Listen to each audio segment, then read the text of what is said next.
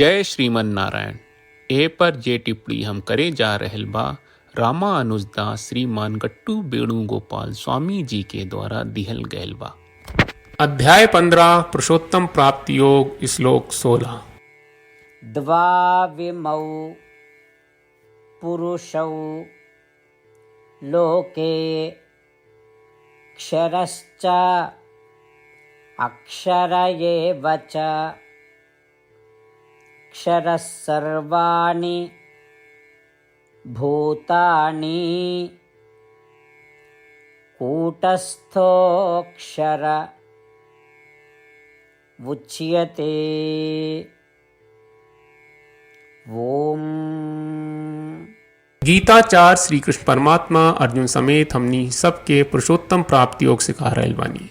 परमात्मा कहत बाड़न की अर्जुन ई ब्रह्मांड में जीव के दो गो श्रेणी बा, नाशवान और अविनाशी। प्रकृति से बनल शरीर से बंधल सब जीव नाशवान होले। जे जीव मुक्त भयल बा और जे आत्म साक्षात के प्राप्त कहले बा ऊ सब अमर हवे। ऊ आपन रूप के ज्ञान से चमकेला। भले ही ऊ पहले कई गो देह में रह चुकल होके, लेकिन ऊ लोग से विकृत न भयल होके। ई तरह से श्री कृष्ण परमात्मा दो तरह के जीव की व्याख्या कर रहे बड़े। श्री कृष्ण परमात्मा के शिक्षा के ध्यान करत घरी हमनी के ई समझे के चाहे कि हमनी के नाशवान शरीर से गुजरत बानी जा, अही से नाशवान श्रेणी में पड़ जानी जा। हमनी के ई समझे के चाहिए कि जे आत्म साक्षात्कार के प्राप्त कहले बा वो हमनी से श्रेष्ठ बा। आत्म साक्षात्कार के प्राप्त के प्रयास करत और श्रीमन नारायण के प्राप्त के अपन जीवन के लक्ष्य बनावत खाली श्रीमन नारायण के शरण लेत हमनी के श्री कृष्ण परमात्मा के वचन के श्लोक के रूप में दोहरावे की कोशिश करी जा।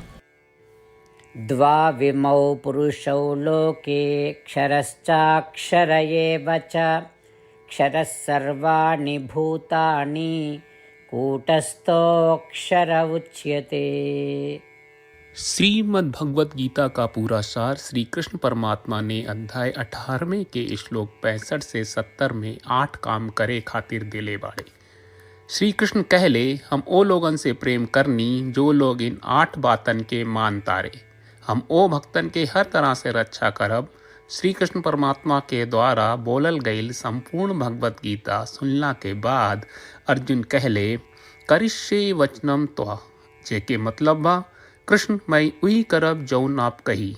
यही कारण बा श्री कृष्ण अर्जुन के हर तरह के सफलता आ विजय प्रदान करेले। आई परमात्मा के आपन व्रत देई कि हमनी के ये 8 गौ कर्म के पालन करी जा। ई वचन परमात्मा के देवे से बड़न कौनो पूजा तपस्या यज्ञ नहीं। हम 8 प्रण कहब जौन हमनी के करे के चाहिए। आप सब कृपया इन्हन के आपन दिमाग और दिल में सोची। श्री कृष्ण के आपन वचन देवे के ई तरीका में हमनी सबकी कल्पना करे के चाहिए कि श्री कृष्ण का चेहरा खुशी से चमकत बा और खुशी के एहसास करत बा। जय श्रीमन नारायण। यहाँ हमनी के 8 वादा बा। हमनी के पहला वादा, हे श्रीमन नारायण, आपका निर्देश के मुताबिक हम हमेशा तोहार ध्यान करब और तोहार बारे में सोचब।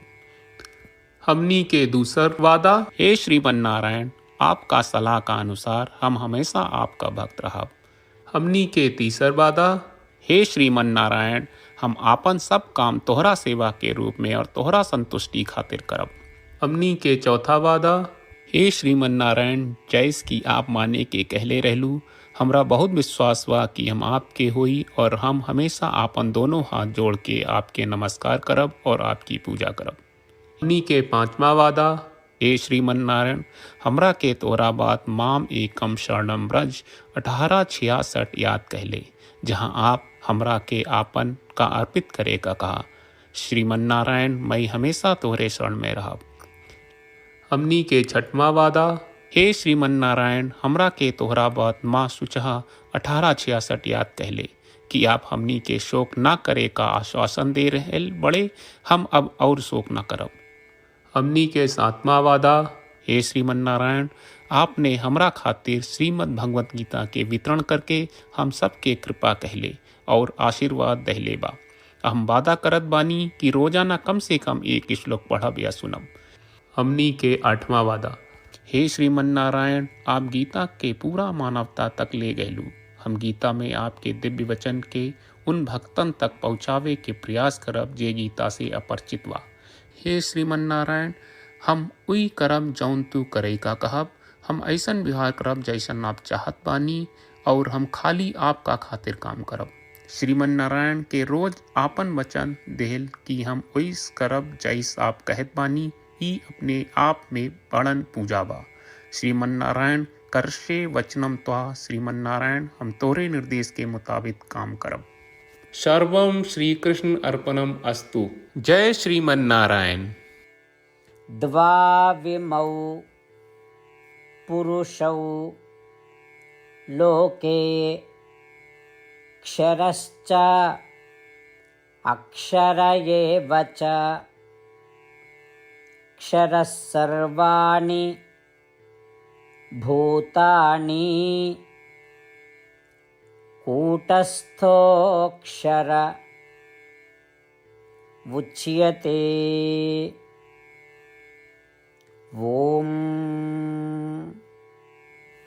द्वाविमौ पुरुषौ लोके क्षरश्चाक्षर एव च, क्षरः सर्वाणि भूतानि कूटस्थोऽक्षर उच्यते। जय श्रीमन नारायण। सब भक्त लोगों से विशेष अनुरोध बा, जीवन में हर चीज में हमनी के तत्कालिक और प्रभावशाली परिणाम की अपेक्षा रहेला। एकरा खातिर आइए रोजाना 1 मिनट के समय निकालल जाए और नारायण आश्रम पढ़ल जाए। नारायण आश्रम प्राप्त करे खातिर नारायण आश्रम वेबसाइट पर जाई, जो www.narayanashram.org है, और पंजीकरण में आपन नाम और ईमेल दर्ज करी। आपके द्वारा प्रदान कईल गई ईमेल पर आपका एक नारायण आश्रम PDF प्राप्त हुई।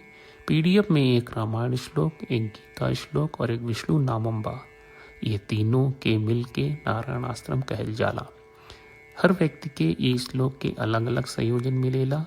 जब हर कोई 24,000 भक्तन के साथ रोजाना आपन नारायण आश्रम पढ़त आ सुनत बा, ता हर दिन संपूर्ण रामायण का एक दौर, श्रीमद् भगवत गीता पारायण के 33 दौर और श्री विष्णु सहस्त्रनाम स्तोत्र पारायण के 24 दौर प्रतिदिन पूरा होएला।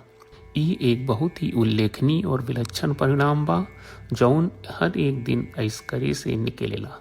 ई कारण बा कि आप और आपके परिवार के सदस्य तुरते जाके आपन नारायण आश्रम प्राप्त करी। जय श्रीमन नारायण।